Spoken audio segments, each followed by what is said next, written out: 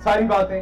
हम अमेरिका से गिला करते हैं, अमेरिका से किस चीज का गिला करें, वो तो आज भी खड़े होकर बात करने का मौका दे रहे हैं। हम तो आज भी पाकिस्तान से इसलिए नहीं जा सकते कि वहां हम बात नहीं कर सकते। अमेरिका से किस बात का गिला करें कि अमेरिका ने हमारे लोगों को खरीद लिया है, बिके तो हमारे अपने लोग हैं। अमेरिका की तो फॉरेन पॉलिसी का हिस्सा है, बिका तो वो बाजवा था, डोनाल्ड लू का कसूर नहीं था। डोनाल्ड लू को ये सब कुछ बताने वाला बाजवा था। अभी भी जो वहां पर शिकारी लूमर और शिकारी कुत्ते हैं, वो कभी मुझे सीआईए का एजेंट कहते हैं, कभी ये सामने खड़ा है इसको सीआईए का एजेंट कहते हैं, क्योंकि ये ट्विटर चलाता है यहां से। मैं भी सीआईए का एजेंट हो गया, अब जिब्रान भी सीआईए का एजेंट हो गया, यहां पर खड़े ये जॉनी बशीर भी सीआईए का एजेंट होगा। अल्लाह हर किसी को इस तरह के सीआईए एजेंट दे, अल्लाह हर इमरान खान को इस तरह के सीआईए एजेंट दे, अल्लाह हर इमरान खान को इस तरह के एस्टेब्लिशमेंट के एजेंट दे, जिन्होंने आपकी पग और धोती दोनों बाजार में खोल दी है। और एक बात और याद रखिएगा, ये भी सीआईए एजेंट है, अच्छा ठीक है। एक बात और याद रखिएगा, मैं 15 साल से अमेरिका के अंदर जिनका एजेंट था, जिनके लिए काम करता था, उन्होंने तो गद्दार बना दिया आखिर पर। कसूर यह था कि मैं इमरान खान के साथ खड़ा था। ये जो पूरे 1 साल का ट्रेलर आपने देखा है, पूरे 1 साल के ट्रेलर में जिसने जावेद ने सेक्रेमेंटो से बड़ी नज़में लिख डाली हैं, इस पूरे 1 साल के ट्रेलर में टारगेट इमरान खान था। पहले दिन से उसे मुल्क दुश्मन साबित करना था, कि किसी बंदे को बदनाम करना होता है, या उसके बेड के नीचे से वियाग्रा निकल आती है, या वो मजहबी तौहीन कर देता है, या उसके अकाउंटों में से पैसे निकल आते हैं, या उसका मजहबी अकीदा खत्म हो जाता है, या वो चाबी वाला खिलौना जो है वो कहता था फ्रांस के सफीर को बाहर निकालना है।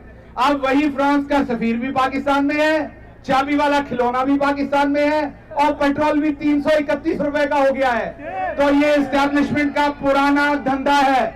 मसला एक है, जब मैं छोटा था तो मुझे पुलिस वालों पे तरस आया करता था, ये सोच के कि वो 24 घंटे में 18 घंटे ड्यूटी करते हैं। अपने दिल से पूछिएगा, उसके बावजूद क्या हम पुलिस की इज्जत करते हैं? पिछले 30-40 साल से करते हैं? नहीं करते। Being a professor of management, मुझे इस बात का पता है कि अगर आप पैसे आपको अपनी नौकरी से मिल रहे हो, लेकिन रिस्पेक्ट और ऑनर ना मिल रहा हो, तो आपकी मोटिवेशन नहीं होती उस नौकरी के अंदर। तो पुलिस वालों का सबसे बड़ा प्रॉब्लम यह कि वो 18 घंटे ड्यूटी करते हैं और उनको कोई इज्जत नहीं करता। ये उनके लिए सबसे बड़ा डिमोटिव को सोचना पड़ेगा, कल नहीं तो आज सोचना पड़ेगा। हमें गद्दार कह देने से मामले हल नहीं हो जाने। अरशद शरीफ की कब्र से तो आज भी फूल कम नहीं हो रहे। अरशद शरीफ के लिए तो आज भी आंखों से आंसू खुश्क नहीं हो रहे। अरशद शरीफ तो इस कौम की रहती दुनिया तक इस कौम की यादों के अंदर रहेगा। अरशद शरीफ तो आज भी इस कौम का हीरो है, लेकिन उसके मारने वालों से कोई पूछे कि आपने अपनी इज्जत के साथ क्या किया है, आपने मुल्क की इज्जत के साथ क्या किया है। इमरान रियाज को आपने 150 दिनों से बंद रखा हुआ है, उसकी आवाज तो आज भी गूंजती है। उसका हम आवाज कोई शहबाज गिल है, कोई और आपको साबिर शाकिर नजर आएगा, कोई समी इब्राहिम नजर आएगा, कोई मोहित पीरजादा नजर आएगा, और कुछ नहीं तो अब सिटीजन जर्नलिज्म शुरू हो गया है। लोग अपनी अपनी बात कर रहे हैं। क्या आप आवाजें बंद कर देंगे? अगर गटर से बू आए तो ढक्कन देने से मामला खत्म नहीं होता। उस गटर के अंदर जो कुत्ता मरा होता है उसको निकालना होता है।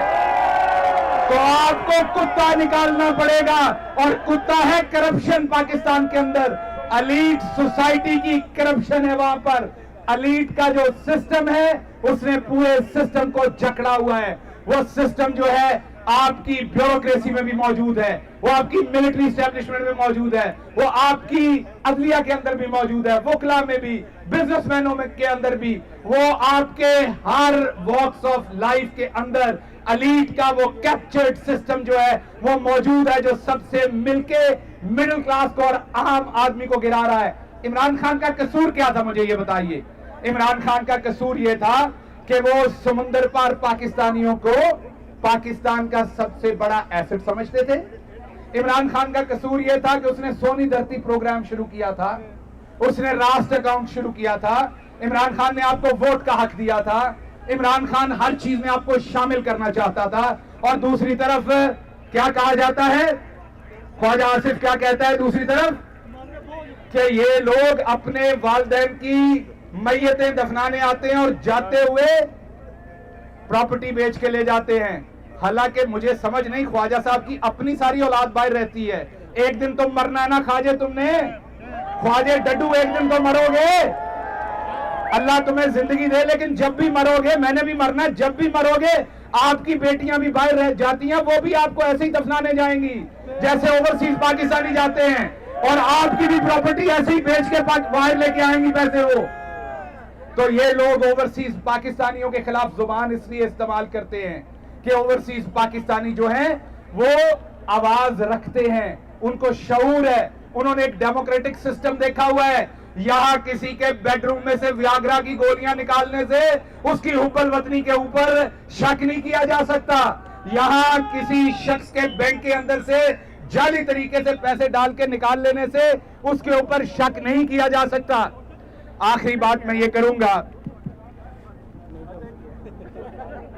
आखिरी बात मैं ये करूंगा कि जस्टिस काजी फाइज ईसा साहब आए हैं, हमें उन्हें मौका देना चाहिए, हमें उनके बारे में अच्छा गुमान करना चाहिए। वो तशरीफ लाए हैं, मैंने अपने कल के व्लॉग में कहा कि सारे उन्हें अपना अपना बंदा कह रहे हैं, मुझे लगता है कि वो कानून पे चलेंगे। कल उन्होंने अपनी बेगम को साथ खड़ा करके हल्फ लिया, बहुत अच्छा किया। उनकी वो जीवन साथी हैं, सारी जिंदगी वो इकट्ठे चले हैं, उनकी इस कामयाबी में उनका बराबर का हाथ है, बहुत अच्छा किया। लेकिन मैं तवक्को करता हूं कि जिस तरह उन्होंने औरतों को इज्जत देने का आगाज किया है, अब वो अगली इज्जत मोहतरमा यासीन राशिद साहबा को देंगे, अब वो अगली इज्जत खदीजा शाह को देंगे, अब वो अगली इज्जत आलिया हमजा को देंगे, अब वो अगली इज्जत जो है वो 27 खवातीन जो जेलों में सड़ रही हैं आवाज बुलंद करने पे, अब वो इज्जत उनको देंगे। उसके बाद बात यहीं पर खत्म नहीं होगी।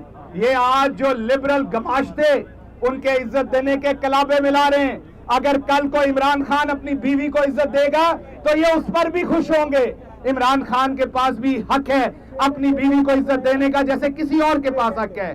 तो इसलिए अमेरिका में मैं यही कहूंगा कि अमेरिका का कसूर तो हम निकालते हैं, और कसूर है भी, बहुत हद तक कसूर है, और उसकी यहाँ आवाज भी उठाई जाती है। इंटरसेप्ट ने स्टोरी भी की है, अमेरिका को अब अदराक भी है, और इनकी अपनी नेशनल पॉलिसी के जारी बात है, इंटरेस्ट भी होंगे। आप सबको पता है कि मैं यहाँ फारा का रजिस्टर्ड एजेंट हूँ, मतलब कि मैं इमरान खान का एजेंट हूँ यहाँ पर। उसकी वजह से मेरी सर्टन जिम्मेदारियां हैं, सर्टन बातें कर सकता हूँ, सर्टन नहीं कर सकता। इसलिए जो दूसरे अकाबरीन ने बातें की हैं, मैं यही कहूंगा कि हमने खुल के बात की है इमरान खान साहब के लिए, और सबने ये बात कहा है कि यहाँ पे रूल ऑफ लॉ होना चाहिए, डेमोक्रेसी होनी चाहिए, फ्रीडम ऑफ स्पीच पाकिस्तान के अंदर होनी चाहिए। अमेरिका इराक में यही अचीव करने गया था, अमेरिका दुनिया के बहुत सारे मुल्कों में यही अचीव करने गया था। हम यही चाहते हैं कि पाकिस्तान में वो ये काम ना करे जो इराक में किया था, बिल्कुल ना जाए। हम कोई इंटरफेरेंस नहीं चाहते, लेकिन हम उनकी लफ्जी सपोर्ट चाहते हैं। बोलने तो सही, आपके मुंह में ब्लिंकन साहब क्यों गुंगड़ियां पड़ गई हैं, क्यों थत्थे हो गए आप? और जरूर कोई ना कोई ट्रांसलेशन करके बता देगा ब्लिंकन साहब को कि थत्था कौन होता है। तो आप थत्थे ना हो, बोले, आप फ्रीडम ऑफ स्पीच के लिए बोले, रूल ऑफ लॉ के लिए बोले, डेमोक्रेसी के लिए बोले, इमरान खान को जो जाली तरीके से जेल में डाला गया उसके लिए बोले, या आपको सिर्फ हमारी बिलावल साहबा ही पसंद है, या आपको सिर्फ माजरत बिलावल साहबा कह दिया, बिलावल साहब ही पसंद है, आपको सिर्फ बिलावल साहब ही पसंद है, आप सिर्फ उन्हीं को लाना चाहते हैं, या दूसरी तरफ वो जिनकी लंदन तो क्या पाकिस्तान में भी कोई प्रॉपर्टी नहीं है, आपने उनको लीडर बनाना है। अगर आपको रिमोट कंट्रोल वाले लीडर ही चाहिए तो हम आपको यहाँ रिमोट कंट्रोल वाला कोई खिलौना ले देते हैं, उससे दिल भर लें आप। आखिर पर मैं आप सबका एक बार फिर शुक्रिया अदा करूंगा, आप सब यहाँ तशरीफ लाए। मैं मुंतजमीन का, शुक्रिया अदा करूंगा। हमारा एक बहुत जानदार साथी है वकार खान, उसके लिए दुआ कीजिएगा। वो सख्त बीमार है, इंतजामात में शामिल था लेकिन आज यहाँ नहीं आ सका। इसके साथ साथ गुजरांवाला से हमारे साथ चीमा साहब यहाँ पर मौजूद हैं, उनका भी हम शुक्रिया अदा करते हैं कि वो तशरीफ लाए हैं आज ऑल द वे पाकिस्तान से, और अफजल चीमा साहब, उसके अलावा जितने भी लोग जिनका मैं नाम नहीं ले सका उनका भी मैं बहुत शुक्रिया अदा करता हूं। और जो चौधरी ज़हूर साहब ने कुर्बानी देने का ऐलान किया है, हम सबको उसकी सताइश करनी पड़ेगी और पाकिस्तान के अंदर अपने रिश्तेदारों से का हाथ बटाइए। आजकल वहां बहुत महंगाई है, ये मैं सीरियस नोट पे बात कर रहा हूं। अब बहुत सारे सफेद पोश लोग अपना घर वहां नहीं चला सकते। अब सफेद पोश लोगों को जरूर उनके राशन के लिए, दूसरी चीजों के लिए पैसे भिजवाइए। पाकिस्तान में अब जिंदगी जीना मुश्किल है। इमरान खान ने कहा था कि मैं तो बर्दाश्त कर लूंगा, आप लोगों से बर्दाश्त नहीं होगा, और उस सब के ऊपर अब नवाज शरीफ को वापस लाने की कोशिश की जा रही है। वो तो जब आएगा तो अवाम उससे पूछ लेगी और सारा आटा, दाल, चीनी, सारा रेट सब कुछ सामने आ जाएगा नवाज शरीफ के। एक दफा इलेक्शन होने दें, फ्री एंड फेयर इलेक्शन करवाएं, आपको सब पता चल जाएगा कि अवाम कहां खड़ी है और आप अवाम को कितना बेवकूफ बना सकते हैं। बहुत शुक्रिया।